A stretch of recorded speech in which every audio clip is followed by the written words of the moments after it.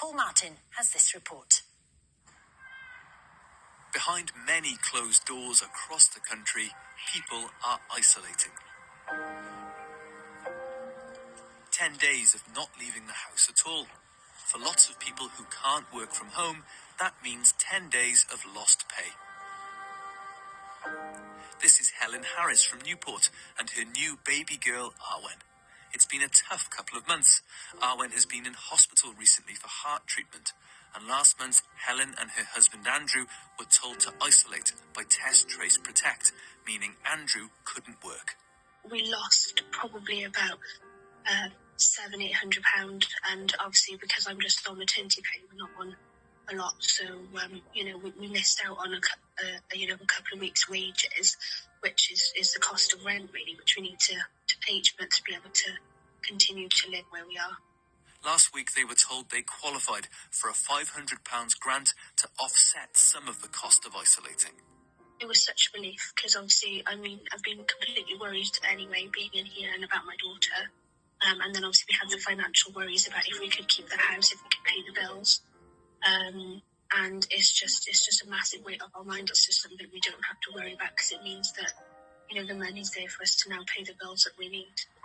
There have been around 30,000 applications for the self-isolation grant since November, but most have been rejected.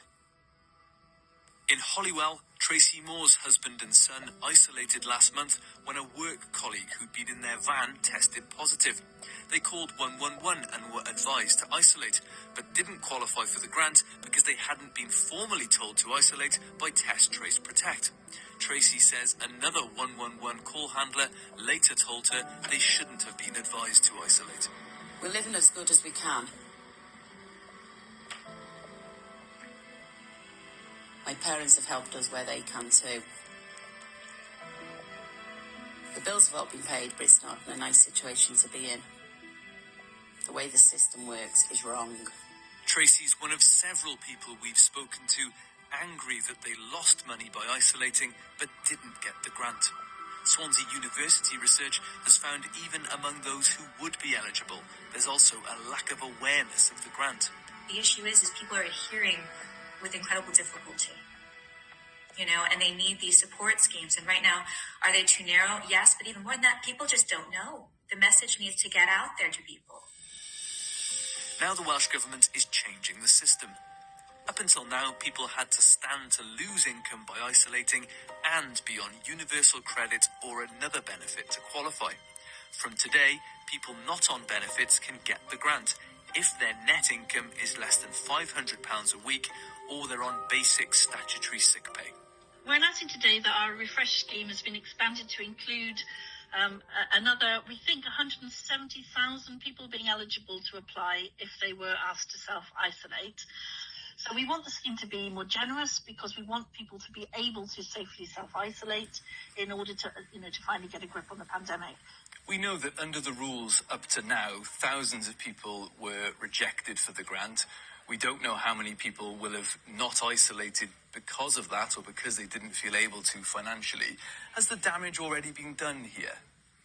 Well, no, as I said, so I think, it's even more important, perhaps slightly counterintuitively, that as the disease falls, then the number of people who still have it are kept isolated if we possibly can, so that we don't have a resurgence. So the other thing to say is that we absolutely do not want to see people desperate trying to do the right thing and then just not able to do it because they are having to choose between feeding their family and doing the right thing. So these payments are there to make sure that people can get through that period, which is, a real hardship for lots of families, and we know that people do want to do the right thing, so we want to help them do that right thing.